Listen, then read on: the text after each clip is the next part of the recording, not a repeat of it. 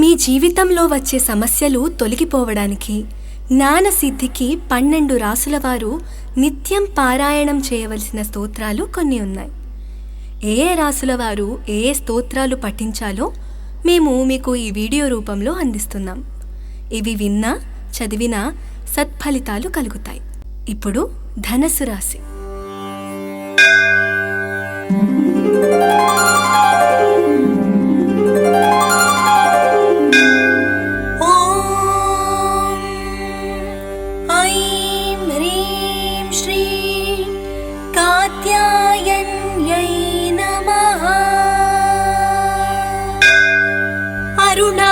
कौसुम्भा वस्त्रभास्वत्कटितटी रत्नकिङ्किणीकाराम्यरशनादमभूषिता आज्ञाचक्रान्तरलस्ता रुद्रग्रन्थि विभेदिनी सहस्राम्बुजारूढा सुधासाराभिवर्षिणी